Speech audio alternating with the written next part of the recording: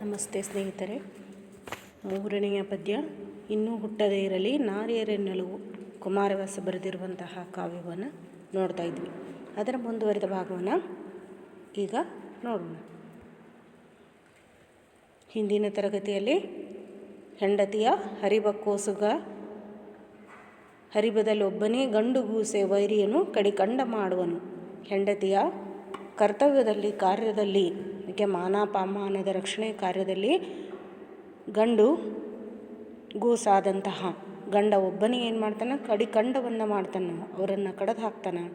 ಮೇಲಾಗಿ ತನ್ನ ಒಡಲನ್ನೇ ತನ್ನ ದೇಹವನ್ನೇ ಸಮರ್ಪಣೆ ಮಾಡ್ತಾನೆ. ನನಗೆ 5 ಗಂಡರಿದ್ದೀರಿ, ಅದು 3 ಲೋಕಕ್ಕೂ ಪ್ರಸಿದ್ಧರಾದಂಥ 5 ಮಂದಿ ಗಂಡಂದಿರು, ಒಬ್ಬಳನ್ನು ಆಳಲಿಕ್ಕೆ ಆಗ್ತಾಯಿಲ್ಲ, ಗಂಡರೋ ನೀವು ಬಂಡರೋ ಅಂತ ಹೇಳಿ ದ್ರೌಪದಿ ಏನು ಮಾಡ್ತಾಳೆ, ಭೀಮನಿಗೆ ಹೇಳ್ತಾಳೆ. ಅದೇ ರೀತಿಯಾಗಿ ಭೀಮ ಪ್ರತಿಕ್ರಿಯೆಯಾಗಿ ಹೆಣ್ಣಿನ ಕಾರ್ಯಕ್ಕೋಸ್ಕರ, ಹೆಣ್ಣಿನ ಮೇಲಿನ ಪ್ರೀತಿಗೋಸ್ಕರ ಐತಲ್ಲ, ತಮ್ಮಣ್ಣನಾದಂತಹ ಧರ್ಮರಾಜನ ಆಜ್ಞೆಯನ್ನು ಮೀರಿ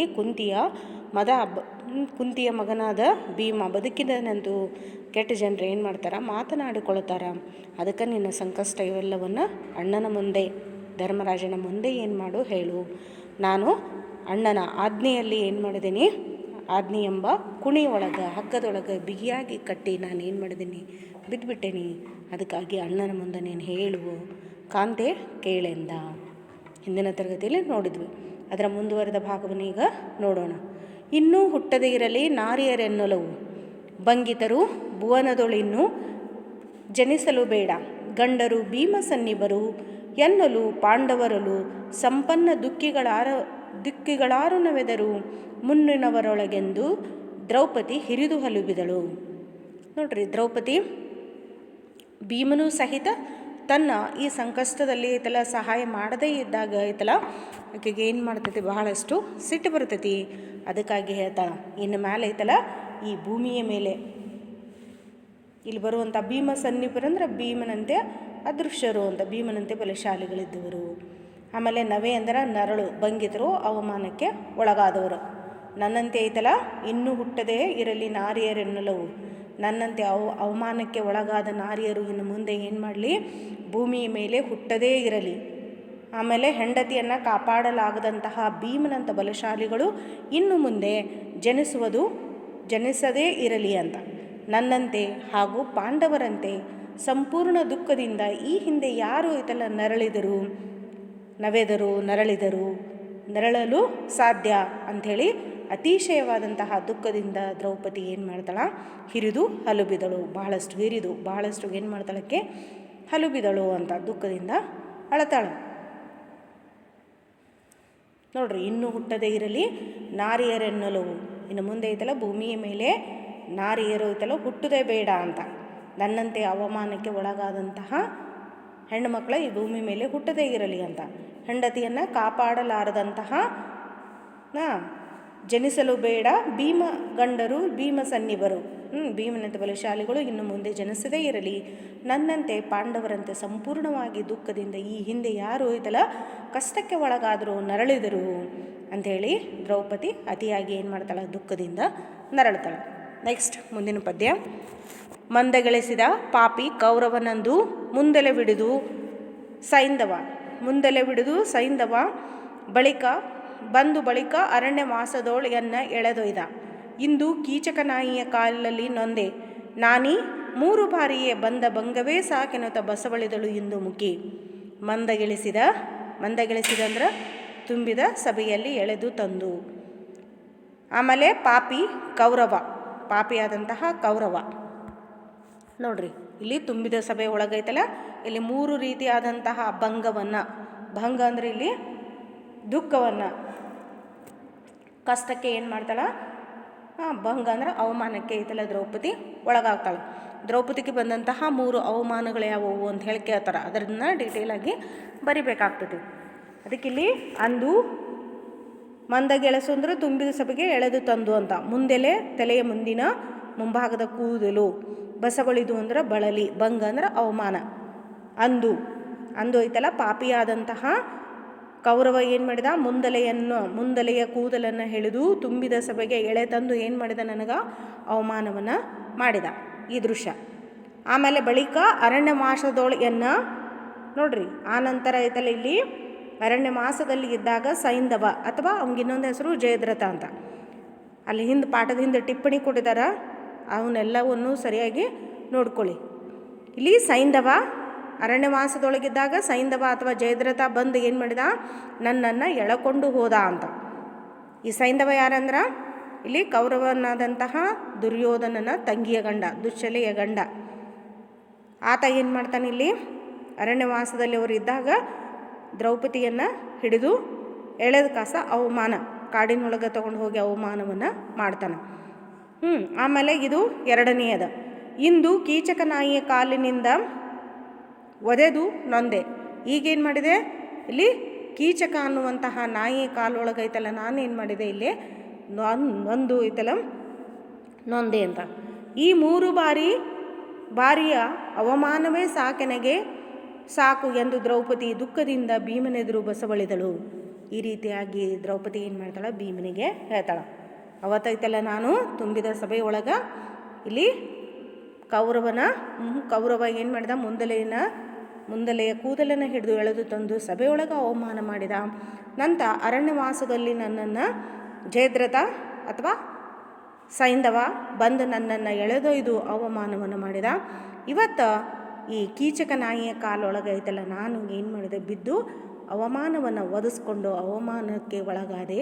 ಈ 3 ಬಾರಿ ಬಂದಂತಹ ಅವಮಾನವೇ ನನಗಿನ್ನ ಸಾಕು ಅಂತ ಹೇಳಿ ದ್ರೌಪದಿ ಏನು ಮಾಡ್ತಾಳೆ, ಇಲ್ಲಿ ಅತ್ಯಂತ ದುಃಖದಿಂದ ಭೀಮನೆದುರು ಏನು ಮಾಡ್ತಾಳೆ, ಬಸವಳಿದು ಹೇಳ್ಕೋತಾಳೆ. ನೆಕ್ಸ್ಟ್ ಮುಂದಿನ ಪದ್ಯವನ್ನು ನೋಡಿ.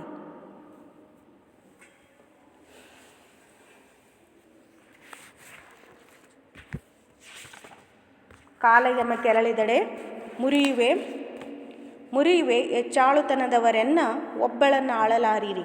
ಪಾಪಿಗಳಿರ ಅಪಕೀರ್ತಿಗಳು ಅಳುಕಿರಲ್ ತೋಳವರೆ ನಿಮಗೀಕೆ ಭೂಮಿಪಾಲ ವಂಶದೊಳು ಉದಯಿಸಲೇತಕೆ ಕೂಳ ಗೇಡಿಂಗೊಡಲ ಹೊರವಿರಿ ಎಂದಳು ಇಂದುಮುಖಿ. ನೋಡ್ರಿ ಹೇಳ್ತಾಳಕ್ಕೆ. ಕಾಲ ಅಂದ್ರೆ ಇಲ್ಲಿ ಯಮ, ಹೆಚ್ಚಾಳುತನ ಅಂದ್ರೆ ಬಿಲ್ವಿದ್ಯಾ ಜಾಣ್ಮೆ, ತೋಳಹೊರೆ ಅಂದ್ರೆ ತೋಳ್ಬಲ, ಕೂಳು ಗೇಡಿಂಗೊಡಲು ಅಂತ ಹೊರವಿರಿಯನ್ನು ತಿನ್ನುವುದಕ್ಕೆ ಮಾತ್ರ ನೀವೇನು ಮಾಡಿರಿ, ಹುಟ್ಟಿರಿ, ನಿಷ್ಪ್ರಯೋಜಕರಂತೆ ಬದುಕ್ತಾ ಇದ್ದೀರಿ ಅಂತ ಹೇಳಿ ಏನು ಮಾಡ್ತಾಳಕ್ಕೆ ಹೇಳ್ತಾಳೆ. ನೋಡ್ರಿ, ಕಾಲಯಮ ಕೆರಳಿದಡೆ ಮುರಿಯುವೆ ಹೆಚ್ಚಾಳುತನದವರನ್ನ ಒಬ್ಬಳನ್ನು ಆಳಲಾರಿರಿ. ಪಾಪಿಗಳಿರ ಅಪಕೀರ್ತಿಗಳು ಅಳುಕಿರಲ್ ತೋಳಹೊರೆ ನಿಮಗೇಕೆ ಭೂಮಿಪಾಲ ವಂಶದಳು ಉದಯಿಸಲೇಕೆ ಕೂಳುಗೇಡಿಂಗೊಡಲ ಹೊರವಿರಿ ಎಂದಳು ಇಂದುಮುಖಿ. ನೋಡು, ಕಾಲ ಭಯಂಕರನಾದಂತಹ, ಇಲ್ಲಿ ಕಾಲ ಅಂದರೆ ಯಮ, ಭಯಂಕರವಾದಂತಹ ಯಮ ಕೆರಳು ನಿಂತರೂ ಸಹಿತ ಅವನನ್ನು ಮುರಿಯುವಷ್ಟು ಯುದ್ಧ ಪ್ರವೀಣರಾದಂತಹ ನೀವು ಆತನನ್ನೇ ಎದುರಿಸಿ ನಿಲ್ಲುವಷ್ಟು ಐತಲ್ಲ ನೀವೇನಿದ್ದೀರಿ, ಬಿಲ್ವಿದ್ಯಾ ಶೂರರಿದ್ದೀರಿ, ಚಾತುರ್ಯರಿದ್ದೀರಿ. ನೀವು ಮಾತ್ರ ನನ್ನನ್ನು ಒಬ್ಬಳನ್ನು ಆಳಲಾರಿರಿ, ನನ್ನನ್ನು ಒಬ್ಬಳನ್ನು ಮಾತ್ರ ರಕ್ಷಣೆ ಮಾಡಲಿಕ್ಕೆ ಆಗ್ತಾಯಿಲ್ಲ, ಅಥವಾ ರಕ್ಷಿಸಲಿಕ್ಕೆ ನಿಮ್ಗೆ ಆಗ್ತಾಯಿಲ್ಲ ಅಂತ ಹೇಳ್ತಾಳಕ್ಕೆ. ಪಾಪಿಗಳಿರ ಅನ್ನುವಾಗ ಬೇಯ್ತಾಳೆ, ಪಾಪಿಗಳಿರ ಅಂತ.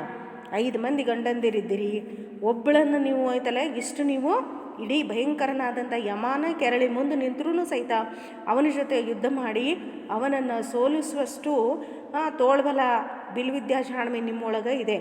ಆದರೆ ನನ್ನನ್ನು ಒಬ್ಬಳನ್ನು ನಿಮಗೆ ರಕ್ಷಣೆ ಮಾಡಲಿಕ್ಕೆ ಆಗ್ತಾಯಿಲ್ಲ, ನನ್ನನ್ನು ಒಬ್ಬಳನ್ನು ಆಳಲಿಕ್ಕೆ ಆಗ್ತಾಯಿಲ್ಲ. ಪಾಪಿಗಳಿರ ಅಪಕೀರ್ತಿಗೆ ನೀನು ಏನು ಮಾಡ್ತಾಯಿದ್ರಿ, ಅವಮಾನಕ್ಕೆ ನೀವು ಹೆದರುವವರಲ್ಲ. ಬಲದಿಂದ ಕೂಡಿದಂತಹ ತೋಳುಗಳು, ನಿಮ್ಮ ತೋಳುಗಳು ಅತ್ಯಂತ ಶಕ್ತಿಶಾಲಿ ಬಲಶಾಲಿ. ಆ ತೋಳುಗಳು ಯಾಕೆ ನಿಮಗೆ ಬೇಕು? ಅವು ನಿಮಗೆ ಹೊರೆಯಷ್ಟೇ, ಅವು ನೀವು ಹೊತ್ಕೊಂಡು ತಿರುಗಾಡಬೇಕಷ್ಟೇ ಅಂತ. ರಾಜವಂಶದಲ್ಲಿ ನೀವು ಯಾಕೆ ಹುಟ್ಟಿದ್ರಿ, ತಿನ್ನುವುದಕ್ಕೆ ಮಾತ್ರ ಏನು ಮಾಡಿರಿ, ಹುಟ್ಟಿರುವ ನಿಷ್ಪ್ರಯೋಜಕರಂತೆ ಇಲ್ಲಿ ಏನು ಮಾಡ್ತಾಯಿದ್ರಿ, ಬದುಕ್ತಾ ಇದ್ದೀರಿ ಅಂಥೇಳಿ ದ್ರೌಪದಿ ಭೀಮನನ್ನು ಏನು ಮಾಡ್ತಾಳ, ನಿಂದಿಸ್ತಾಳೆ. ಅರ್ಥ ಆಯ್ತಾ ಸ್ಟೂಡೆಂಟ್ಸ್? ಕಾಲ ಭಯಂಕರನಾದಂತಹ ಯಮನೇ ಕೆರಳಿ ನಿಂತರೂ ಅವನ ಜೊತೆ ಯುದ್ಧ ಮಾಡುವಷ್ಟು ಯುದ್ಧ ಪಾರಂಗತರು ಪ್ರವೀಣರು ಏನಿದ್ದೀರಿ, ನೀವಿದ್ದೀರಿ. ನನ್ನನ್ನು ಮಾತ್ರ ಒಬ್ಬಳನ್ನು ನಿಮ್ಗೆ ಸಲುಹಲಿಕ್ಕೆ, ರಕ್ಷಣೆ ಮಾಡಲಿಕ್ಕೆ ಅಥವಾ ಆಳಲಿಕ್ಕೆ ಆಗ್ತಾಯಿಲ್ಲ. ಪಾಪಿಗಳಿರ ಅಂತ. ಅಪಕೀರ್ತಿಗೆ, ಅವಮಾನಕ್ಕೆ ನೀವು ಏನು ಮಾಡ್ತಾ ಇದ್ದೀರಿ? ಹೆದರ್ತಾ ಇದ್ದೀರಿ. ಬಲದಿಂದ ಕೂಡಿದಂತಹ ತೋಳುಗಳು ನಿಮಗೇಕೆ ಬೇಕು? ಅವು ನಿಮಗೆ ಹೊರೆಯಷ್ಟೇ ಅಂತ. ರಾಜವಂಶದಲ್ಲಿ ನೀವು ಯಾಕೆ ಹುಟ್ಟಿ ಬಂದಿರಿ? ತಿನ್ನುವುದಕ್ಕೆ ಮಾತ್ರ ಏನು ಮಾಡಿರಿ? ಹುಟ್ಟಿರಿ. ನಿಷ್ಪ್ರಯೋಜಕರ ಹಾಗೆ ಇದೆಲ್ಲ ಬದುಕ್ತಾ ಇದ್ದೀರಿ ಅಂಥೇಳಿ ದ್ರೌಪದಿ ಏನು ಮಾಡ್ತಾಳ? ಭೀಮನನ್ನು ನಿಂದಿಸಿದಳು ಅಂತ. ನೆಕ್ಸ್ಟ್ ಮುಂದಿನ ಪದ್ಯ ನೋಡಿ. ಎನ್ನಲು ಕಂಬನಿದುಂಬಿದನು ಕಡು ನೆನೆದು ಅಂತಃಕರಣದ ರೋಷದ ಘನತೆ ಹೆಚ್ಚಿತು. ಹಗೆಗಳನ್ನು ಹಿಂಡಿದನು ಮನದೊಳಗೆ ತನುಪುಳಕ ಉಬ್ಬರಿಸಿ ಮೆಲ್ಲನೆ ವನತೆಯನ್ನು ಬಿಗಿದಪ್ಪಿದನು. ಕಂಬನಿಯ ತೊಡೆದನು ಶರಗಿನಲ್ಲಿ ಕಲಿಭೀಮ ಮಾನಿನೀಯ. ಆಗ ಏನು ಮಾಡ್ತಾನ ಭೀಮ ನೋಡ್ರಿ, ಈ ರೀತಿಯಾಗಿ ದ್ರೌಪದಿ ಐತಲ್ಲ ಆತನನ್ನು ನಿಂದಿಸಿ ಬೇದಾಗ ಐತಲ್ಲ ಭೀಮನಿಗೆ ಬಹಳಷ್ಟು ಏನು ಬರ್ತೈತಿ? ಸಿಟ್ಟು ಬಂದುಬಿಡ್ತೈತಿ.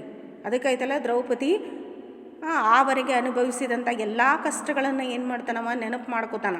ಅದಕ್ಕೆ ದ್ರೌಪದಿ ಈ ರೀತಿಯಾಗಿ ಹೀಗೆ ಎನ್ನಲು ಅಂದ್ರೆ ಈ ದ್ರೌಪದಿ ಹೀಗೆ ಎನ್ನಲಿಕ್ಕೆ ಹೀಗೆ ಎನ್ನುತ್ತಾ ಇದ್ದ ಹಾಗೇನೇ ಐತಲ್ಲ ಕಂಬನಿ ದುಂಬಿದನು ಅಂತ. ಭೀಮನ ಕಣ್ಣಿನ ತುಂಬ ಏನು ಬಂತು? ಕಣ್ಣೀರು ಬಂತು. ಕಂಬನಿ ತುಂಬಿದನು ಅಂತ ಕಣ್ಣೀರು ತುಂಬಿಕೊಂಡ.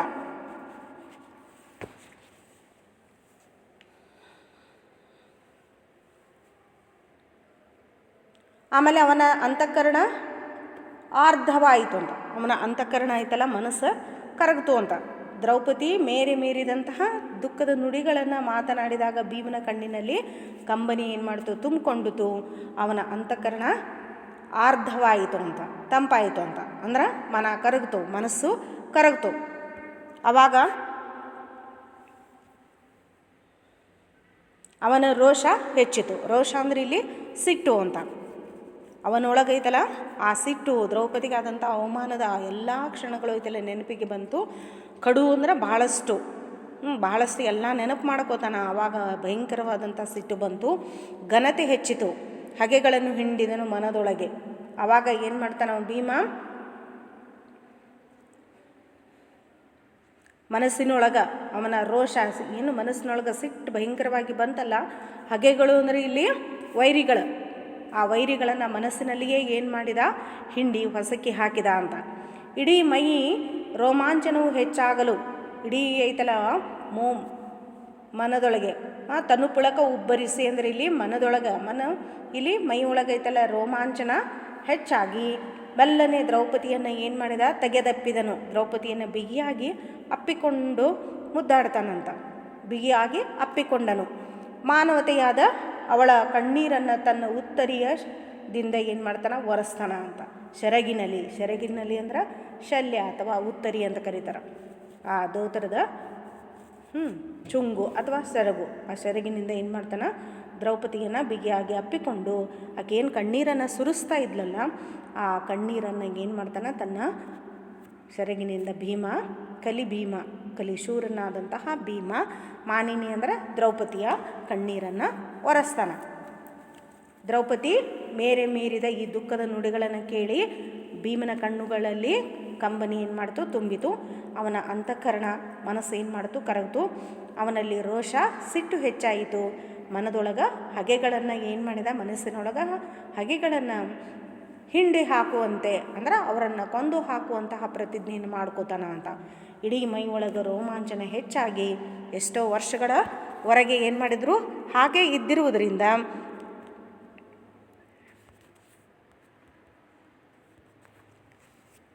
ಕೊನೆಗೆ ದ್ರೌಪದಿಯನ್ನು ಬಿಗಿಯಾಗಿ ಅಪ್ಪಿಕೊಂಡು ಅವಳ ಕಣ್ಣೀರನ್ನು ತನ್ನ ಶಲ್ಯೆಯಿಂದ ಏನು ಮಾಡ್ತಾನೆ? ಒರೆಸಿ ಸಮಾಧಾನ ಪಡಿಸ್ತಾನ, ಸಂತೈಸ್ತಾನ ಅಂತ. ನೆಕ್ಸ್ಟ್ ಮುಂದಿನ ಪದ್ಯವನ್ನು ನೋಡಿ. ಕುರುಳನೇವರಿಸಿದನು ಗಲ್ಲವನರಿಸಿ ಮುಂಡಾಡಿ ಮಂಚದ ಹೊರೆಯ ಗಿಂಡಿಯ ನೀರಿನಲ್ಲಿ ತೊಳೆದನು ಮುಖಾಂಬುಜವ ಅರಸಿ ಬಿಡು ಖ್ಯಾತಿಯನು ವಿಸ್ತರಿಸಲೇತಕ್ಕೆ ತಮ್ಮಣ್ಣನಾಜ್ಞೆಯ ಗೆರೆಯ ದಾಂಟಿದೆನು ಹೋಗೆಂದನಾ ಭೀಮ. ಕರುಳನೇವರಿಸಿದನು. ಕುರುಳ ಅಂದ್ರೆ ಇಲ್ಲಿ ಕೂದಲು ಅಂತ. ಆಮೇಲೆ ಮುಂಡಾಡಿ ಅಂದ್ರೆ ಮುದ್ದು ಮಾಡಿ ಮಂಚ. ಆಮೇಲೆ ಹೊರೆ ಅಂದ್ರೆ ಪಕ್ಕದಲ್ಲಿ ಗಿಂಡಿ ಒಳಗೆ ನೀರನ್ನು ಇಟ್ಟಿದ್ದು. ಮುಖಾಂಬುಜ ಅಂದ್ರೆ ಮುಖವನ್ನು ಮುಖಾಂಬುಜ. ಆಮೇಲೆ ಖ್ಯಾತಿ ಅಂದರೆ ಚಿಂತೆ. ಕಾತಿಯನ್ನು ಬಿಡು ಅಂದರೆ ಇಲ್ಲಿ ಚಿಂತೆ ವಿಸ್ತರಿಸಲೇಕೆ ಅಂದರೆ ಇನ್ನು ಅಣ್ಣನ ಆಜ್ಞೆಯನ್ನು ಮುಂದುವರಿಸುವುದೇಕೆ ಅಂತ. ನೋಡ್ರಿ ಇಲ್ಲಿ ಭೀಮ ಏನು ಮಾಡ್ತಾನ, ದ್ರೌಪದಿಯ ಮುಂಗುರುಳನ್ನು ಕೊನೆಗೆ ಮತ್ತೈತಲ್ಲ ಮುಂದುವರಿತೈತಿ. ಆ ದ್ರೌಪದಿಯನ್ನು ಏನು ಮಾಡ್ತಾನೆ, ಮತ್ತಷ್ಟು ಸಮಾಧಾನ ಪಡಿಸ್ತಾನೆ. ಆಕೆ ತಲೆಗೂದಲುಗಳೆಲ್ಲ ಐತಲ್ಲ ಕೆದರಿದ್ವಲ್ಲ, ಆ ಕೂದಲುಗಳನ್ನು ಭೀಮ ಏನು ಮಾಡ್ತಾನೆ, ಮುಂಗುರುಳನ್ನು ನೇವರಿಸಿದ ಅಂತ. ಆಕೆ ಗಲ್ಲವನ್ನು ಒರೆಸಿ ಆಮೇಲೆ ತಲೆಯನ್ನು ಸವರಿ ಮುದ್ದಿಸಿ ಸಮಾಧಾನ ಪಡಿಸ್ತಾನೆ. ಮಂಚದ ಬಳಿ ಇದ್ದಂತಹ ಚಿಕ್ಕ ತಂಬಿಗೆಯ ಅಂದರೆ ಗಿಂಡಿ ತಂಬಿಗೆ ನೀರಿನಿಂದ ಏನು ಮಾಡ್ತಾನೆ, ಅವಳ ಮುಖ ಕಮಲವನ್ನು ತೊಳೆದು ಅರಸಿ ಕೋಪವನ್ನು ಏನು ಮಾಡು ಬಿಡು ಅಂತ. ಹೆಚ್ಚಿಗೆ ಮಾತುಗಳೇಕೆ, ಹೆಚ್ಚಿನ ಮಾತನಾಡುವುದು ಯಾಕೆ, ನಮ್ಮಣ್ಣನ ಆಜ್ಞೆಯನ್ನು ಏನು ಮಾಡಿದೆ, ನಮ್ಮಣ್ಣ ಹಾಕಿದ್ನಲ್ಲ ಧರ್ಮರಾಜ ಹಾಕಿದಂತಹ ಅವನ ಆಜ್ಞೆಯ ಗೆರೆಯನ್ನು ಏನು ಮಾಡಿದೆ, ನಾನು ದಾಟಿದೆ ಅಂತ. ದಾಟಿದೆ, ಇನ್ನೂ ನೀನೇನು ಮಾಡು ಹೋಗು ಅಂಥೇಳಿ ಭರವಸೆಯನ್ನು ಆಕೆಗೆ ನೀಡ್ತಾನೆ. ನೋಡ್ರಿ ಇಲ್ಲಿ ಕುರುಳ ನೇವರಿಸಿ ಗಲ್ಲವನ್ನೊರೆಸಿ ತಲೆಗೂದಲುಗಳನ್ನು, ದ್ರೌಪದಿಯ ಮುಂಗುರುಳನ್ನು ನೇವರಿಸಿ ಗಲ್ಲವನ್ನು ಒರೆಸಿ ತಲೆಯನ್ನು ಸವರಿ ಮುದ್ದಿಸಿ ಸಮಾಧಾನ ಪಡಿಸ್ತಾನ. ಆನಂತರ ಮಂಚದ ಹೊರ ಗಿಂಡಿಯ ನೀರಿನಲ್ಲಿ ತೊಳೆದನು ಮುಖಾಂಬುಜವ. ಮಂಚದ ಬಳಿ ಇದ್ದ ಚಿಕ್ಕ ಗಿಂಡಿಯಲ್ಲಿದ್ದಂತಹ ನೀರಿನಿಂದ ಅವಳ ಮುಖ ಕಮಲವನ್ನು, ಮುಖ ಹೆಂಗೆ ತೆಗೆದು ರೌಂಡ್ ಆಗೈತೆ, ಅದಕ್ಕೆ ಮುಖ ಕಮಲವನ್ನು ಏನು ಮಾಡ್ತಾನೆ, ತೊಳೆದು ಆ ನಂತರ ಹೇಳ್ತಾನೆ, ಅರಸಿ ಬಿಡು ಕಾತಿಯನು ವಿಸ್ತರಿಸಲೇತಕ್ಕೆ ತಮ್ಮಣ್ಣನಾಜ್ಞೆ ಗೆರೆಯ ದಾಂಟಿದನು ಹೋಗೆಂದನ ಭೀಮ. ನೋಡು, ಅರಸಿ ಕೋಪವನ್ನು ಬಿಡು, ಹೆಚ್ಚಿನಿಗೆ ಮಾತುಗಳೇಕೆ, ನಮ್ಮಣ್ಣನ ಆಜ್ಞೆ ಧರ್ಮರಾಜನ ಆಜ್ಞೆಯ ಗೆರೆಯನ್ನು ಏನು ಮಾಡಿದೆ, ಈಗ ದಾಟಿಬಿಟ್ಟೆ, ಇನ್ನು ನೀನೇನು ಮಾಡು ಹೊರಟು ಹೋಗು ಅಂತ ಹೇಳಿ ದ್ರೌಪದಿಗೆ ಭರವಸೆಯನ್ನು ಕೊಡ್ತಾನೆ. ಯಾಕಂದ್ರೆ ಆ ಕೀಚಕನನ್ನು ಐತಲ್ಲ ಕೊಲ್ಲುವುದಕ್ಕೆ ಐತಲ್ಲ ಆಕೆಗೆ ಏನು ಮಾಡ್ತಾನೆ, ಮಾತನ್ನು ಕೊಡ್ತಾನೆ, ಭರವಸೆಯನ್ನು ಕೊಡ್ತಾನೆ. ಯಾಕಂದ್ರೆ ಇಲ್ಲಿ ಕೌರವರಿಗೆ ಐತಲ್ಲ ಎಲ್ಲದು ಗೊತ್ತಾಗ್ತೈತೆ ಅಂತ ತಿಳ್ಕೊಂಡು ಧರ್ಮರಾಜನ ಆಜ್ಞಾಪಾಲಕನಾಗಿ ಅವನು ಏನು ಮಾಡ್ತಾ ಇರ್ತಾನೆ, ಮುಂದುವರಿತಿರ್ತಾನೆ. ದ್ರೌಪದಿಗೆ ಈ ರೀತಿಯಾದಂಥ ಅನ್ಯಾಯಗಳಾಗ್ತಾ ಇದ್ರೂ ಸಹಿತ ಅವನು ಸಡನ್ನಾಗಿ ರೋಷವನ್ನು ವ್ಯಕ್ತಪಡಿಸ್ತಾ ಇರುವುದಿಲ್ಲ. ಅದಕ್ಕೆ ಕಾರಣ ಇದೆ. ಅದಕ್ಕಾಗಿ ಇನ್ನು ನೀನೇನು ಮಾಡು, ನಾನು ಧರ್ಮರಾಜನ ಆಜ್ಞೆಯನ್ನು ಬಿಟ್ಟುಬಿಡ್ತೇನೆ, ಅವನ ಗೆರೆಯನ್ನು ದಾಟಿದ್ದೀನಿ, ಇನ್ನು ನಿನ್ನ ಕಷ್ಟಕ್ಕೆ ಐತಲ್ಲ ನಾನು ಸಹಾಯವನ್ನು ಮಾಡ್ತೇನೆ ಅಂಥೇಳಿ ದ್ರೌಪದಿಗೆ ಭರವಸೆಯನ್ನು ಕೊಟ್ಟು ಕಳಿಸ್ತಾನೆ. ನೆಕ್ಸ್ಟ್ ಮುಂದಿನ ಪದ್ಯವನ್ನು ನೋಡಿ. ಬಸಿರ ಬಗೆವೆನು ಕೀಚಕನ ನಸು ಮಿಸುಕಿದೊಡೆ ವೈರಾಟ ವಂಶದ ಹೆಸರ ತೊಡೆವೆನು, ನಮ್ಮನ್ನರಿದೊಡೆ ಕೌರವ ವಜ್ರವ ಕುಸಿದರಿವೆನು, ಭೀಮ ಕಷ್ಟವನೆಸಗಿದೆನು ಹಾಗೆಂದರಾದೊಡೆ ಮುಸುಡ ಅಮರಾದ್ರಿಯಲ್ಲಿ ತೇವೆನು ದೇವ ಸಂತತಿಯ. ಬಸಿರ ಬಗೆವೆನು, ಬಸಿರ ಅಂದರೆ ಇಲ್ಲಿ ಹೊಟ್ಟೆ ಅಂತ, ಬಗೆ ಅಂದ್ರೆ ಸೀಳುವುದು, ಬಸಿರ ಅಂದ್ರೆ ಹೊಟ್ಟೆನ ಸೀಳು ಹಾಕ್ತಂತೆ. ನಸು ಮಿಸುಕೊಂಡ್ರೆ ಸ್ವಲ್ಪ ಅಲಗಾಡಿದ್ರು ಅಂತ. ನಮ್ಮನ್ನು ಅರಿದೊಡೆ ಅಂದ್ರೆ ಈಗ ಅಜ್ಞಾತವಾಸದಲ್ಲಿರುವನ್ನ ನಮ್ಮನ್ನು ಗುರುತಿಸಿದ್ರ ಅಂತ. ವಜ್ರ ಅಂದ್ರೆ ಇಲ್ಲಿ ಸಮೂಹ, ಕುಸಿರು ಅಂದ್ರೆ ಚೂರಾಗಿ ಕತ್ತರಿಸೋದಂತ, ಮುಸುಡಿ ಅಂದ್ರೆ ಮುಖ ಮೋರೆ ಅಂತ, ತೇವ ಅಂದ್ರೆ ತಿಕ್ಕುವುದು ಅರಿವುದು ಅಂತ. ನೋಡ್ರಿ, ಬಸಿರ ಬಗೆವೆನು ಅವಾಗ ಹೇಳ್ತಾನೆ ದ್ರೌಪದಿಗೆ, ಕೀಚಕನ ಹೊಟ್ಟೆಯನ್ನು ನಾನು ಏನು ಮಾಡ್ತೇನೆ, ಬಗೆಯುತ್ತೇನೆ, ಸೀಳಿ ಹಾಕ್ತೇನೆ, ಕೀಚಕನ ಹೊಟ್ಟೆಯನ್ನು ಸೀಳಿ ಹಾಕ್ತೇನೆ. ಯಾರಾದರೂ ಸ್ವಲ್ಪ ಎದುರಾಡಿದರೂ ಸಹಿತ ವಿರಾಟ ವಂಶದ ಹೆಸರನ್ನೇ ಇಲ್ಲದಂತೆ ಮಾಡುತ್ತೇನೆ. ಒಂದು ವೇಳೆ ಐತಲ್ಲ ಈ ವಿರಾಟ ರಾಜನಿಗೆ ಏನಾದರೂ ಇದು ವಿಷಯ ಗೊತ್ತಾಯ್ತಂದ್ರೆ ಇಡೀ ವಿರಾಟ ರಾಜನ ವಂಶವನ್ನು ಹೆಸರು ಇಲ್ಲದಂತ ನಾನು ಏನು ಮಾಡ್ತೇನೆ, ಮಾಡಿಬಿಡ್ತೇನೆ ಅಂತ ಹೇಳ್ತಾನೆ. ವೈರಾಟ ವಂಶ, ವೈರಾಟ ಅಂದರೆ ವಿರಾಟ ವಂಶ ಅಂತ, ವಿರಾಟವು ರಾಜನ ಅಥವಾ ಈ ವಿರಾಟ ವಂಶವನ್ನು ಏನು ಇಲ್ಲದಂತೆ ಮಾಡುತ್ತೇನೆ ಅಂತ. ಈಗ ಅಜ್ಞಾತದಲ್ಲಿರುವಂತಹ ನಮ್ಮನ್ನು ಗುರುತಿಸಿದಡೆ, ಕೌರವ ವಜ್ರವ ಕುಸಿದರಿವಿನ ನಮ್ಮನ್ನು ಗೊತ್ತುಪಡಿಸಿದ್ರ ಅಥವಾ ನಮ್ಮನ್ನು ಗುರುತಿಸಿದ್ರಂತ. ಕೌರವರ ಸಮೂಹ ನಮ್ಮನ್ನು ಗುರುತಿಸ್ರೆ ಏನು ಮಾಡ್ತೀನಿ, ಇಡೀ ಕೌರವರ ವಂಶವನ್ನು ನಾನು ಏನು ಮಾಡ್ತೀನಿ, ಕತ್ತರಿಸಿ ತುಣುಕು ಮಾಡಿ ಅಂತ, ಕೊಚ್ಚಿ ಏನು ಮಾಡ್ತೀನಿ, ಹಾಕಿಬಿಡ್ತೀನಿ ಅಂತ. ಭೀಮ ಕ್ರೂರ ಕಾರ್ಯವೆಸಗಿದನೆಂದು ದೇವತೆಗಳು ಏನಾದರೂ ಹೇಳಿದ್ರ, ಮೇರು ಪರ್ವತದಲ್ಲಿರುವಂತಹ, ಯಾಕಂದ್ರೆ ಕೈಲಾಸದಲ್ಲಿ ಅದರಲ್ಲ ದೇವತೆಗಳ, ಅದಕ್ಕೆ ಕೈಲಾಸ ಪರ್ವತ ಮೇರು ಪರ್ವತದಲ್ಲಿರುವಂತಹ ಆ ದೇವತೆಗಳ ಮುಸುಡಿ ಅಂದರೆ ಮುಖಗಳನ್ನು ಏನು ಮಾಡ್ತೀನಿ, ತಿಕ್ಕಿ ಅರೆದು ಹಾಕ್ತೀನಿ ಅಂತ, ತಿಕ್ಕಿ ಹಾಕಿಬಿಡ್ತಾನೆ ಅಂತ ಹೇಳಿದರು. ಅಂಥೇಳಿ ಅತ್ಯಂತ ಭಯಂಕರವಾಗಿ ಏನು ಮಾಡ್ತಾನೆ ಭೀಮ ದ್ರೌಪದಿಯನ್ನು ಸಂತೈಸಿ ಸಮಾಧಾನವನ್ನು ಪಡಿಸ್ತಾನೆ. ಕೀಚಕನಿಂದ ಅವಳು ಎಷ್ಟು ಅಪಮಾನವನ್ನು ಅವಮಾನವನ್ನು ಅನುಭವಿಸ್ತಾ ಇದ್ಲು ಅನ್ನೋದು ಇದರ ಮೇಲೆ ನಮಗೇನಾಗ್ತದೆ ಗೊತ್ತಾಗ್ತದೆ. ಅದಕ್ಕೆ ಇಲ್ಲಿ ಕೀಚಕನ ಹೊಟ್ಟೆಯನ್ನು ಬಗೆದು ಬಿಡ್ತಾನೆ ಅಂತ. ಬಸಿರ ಬಗೆವನು ಕೀಚಕನ ಅಂತ. ಇಡೀ ಕೀಚಕನ ಹೊಟ್ಟೆಯನ್ನು ಏನು ಮಾಡ್ತಾನೆ ಸೀಳಿ ಹಾಕಿಬಿಡ್ತಾನೆ. ನಸು ಮಿಸುಕಿದೊಡೆ ವೈರಾಟ ವಂಶದ ಹೆಸರು ತೊಡೆವೇನು. ಸ್ವಲ್ಪ ಅಲುಗಾಡಿದ್ರೂ ಸಾಕು, ನಮ್ಮನ್ನು ಗುರುತಿಸಿದ್ರೆ ಆಮೇಲೆ ನಮ್ಮ ಮೇಲೆ ಐತಲ್ಲ ಯಾರಾದರೂ ಎದುರಾದ್ರಂದ್ರೆ ಇಲ್ಲಿ ವಿರಾಟ ವಂಶದ ಹೆಸರೇ ಇಲ್ಲದಂತ ಮಾಡ್ತೀನಿ. ಈಗ ಅಜ್ಞಾತವಾಸದಲ್ಲಿರುವಂಥ ನಮ್ಮನ್ನು ಕೌರವರು ಏನಾದರೂ ಗುರುತಿಸಿದ್ರೆ ಕೌರವ ವಜ್ರವ ಕುಸಿದರಿವೇನು. ಇಡೀ ಕೌರವರ ಸಮೂಹವನ್ನು ಕತ್ತರಿಸಿ ಕೊಚ್ಚಿ ಏನು ಮಾಡ್ತೀನಿ ತುಣುಕು ಮಾಡಿ ಹಾಕ್ತೀನಿ ಅಂತ. ಭೀಮ ಆವಾಗ ಈ ರೀತಿಯಾದಂಥದ್ದು ಮಾಡಿದಾಗ ಐತಲ್ಲ ಕೈಲಾಸದಲ್ಲಿರುವ ದೇವಾನುದೇವತೆಗಳೇನಾದರೂ ಅಂತ ಹೇಳಿ ಆ ದೇವಾನುದೇವತೆಗಳು ಏನಾದರೂ ಐತಲ್ಲ ಭೀಮ ಈ ರೀತಿಯಾದಂಥ ಕ್ರೂರ ಕಾರ್ಯವನ್ನು ಮಾಡಿದನು ಅಂಥೇಳಿ ದೇವತೆಗಳು ಏನಾದರೂ ಹೇಳಿದರೆ ಸಾಕು, ಮೇರು ಪರ್ವತದಲ್ಲಿರುವಂಥ ಅವರ ಮುಸುಡಿಗಳನ್ನು ಅವರ ಮುಖಗಳನ್ನು ತಿಕ್ಕಿ ಏನು ಮಾಡ್ತೀನಿ ಹಾಕ್ತೀನಿ. ತೇವುದಂದ್ರೆ ತಿಕ್ಕುವುದಂತ. ದೇವ ಸಂತತಿ ಇಡೀ ದೇವವಂಶದ ಇಡೀ ದೇವಕುಲದ ಮುಸುಡಿಯನ್ನು ತಿಕ್ಕಿ ಹಾಕಿಬಿಡ್ತಾನೆ ಅಂತ, ಅವ್ರನ್ನೂ ಸಹಿತ ಇಲ್ದಂಗೆ ಮಾಡಿಬಿಡ್ತಾನೆ ಅಂಥೇಳಿ ಭೀಮ ಭಯಂಕರವಾದಂಥ ಸಿಟ್ಟಿನಿಂದ ಏನು ಮಾಡ್ತಾನೆ ದ್ರೌಪದಿಯನ್ನು ಸಮಾಧಾನ ಪಡಿಸುತ್ತಾ ಇದಲ್ಲ ಈ ರೀತಿಯಾಗಿ ಆಕೆಗೆ ಭರವಸೆಯನ್ನು ಕೊಡ್ತಾನೆ. ಮುಂದೆ ಇಲ್ಲಿ ಕೀಚಕನನ್ನು ಕೊಂದು ಹಾಕ್ತಾನೆ, ಆಮೇಲೆ ಆಕೆ ಕಷ್ಟದಿಂದ ಪಾರು ಮಾಡ್ತಾನೆ ಅನ್ನುವಂಥದ್ದನ್ನು ನಾವು ನೋಡ್ಬೋದು. ಈ ಪಾಠದಲ್ಲಿ ಬರುವಂತಹ ಪ್ರತಿಯೊಂದು ಕಠಿಣ ಪದಗಳ ಅರ್ಥಗಳನ್ನು ನೋಡ್ಕೊಳ್ರಿ. ಆಮೇಲೆ ಸೈಂಧವ ಅಂದರೆ ಯಾರು, ಕೀಚಕ ಅಂದರೆ ಯಾರು, ಇಲ್ಲ ಐತಲ್ಲ ಟಿಪ್ಪಣಿ ಒಳಗೆ ಕೊಟ್ಟಾರ, ಅದನ್ನು ಮೊದಲ ಸರಿಯಾಗಿ ಓದಿಕೊಂಡು ತಿಳ್ಕೊಂಡು ಮುಂದೆ ಬರ್ರಿ. ಹೇಳಿದ್ದೀನಿ ಈಗಾಗಲೇ ನಾನು, ಆದರೂ ಇನ್ನೊಂದು ಸರಿ ನೋಡ್ಕೊಳ್ಳಿ. ಆಮೇಲೆ ನಿಮಗೆ ಬೇಕಾದ್ರೆ ಇದ್ರದ್ದು ಸಾರಾಂಶವನ್ನು ಇಲ್ಲೇ ಹಿಂದೆ ಕೊಟ್ಟಿದ್ದೀನಿ, ನೋಡ್ಕೊಳ್ರಿ ಕುಮಾರವ್ಯಾಸಂದ.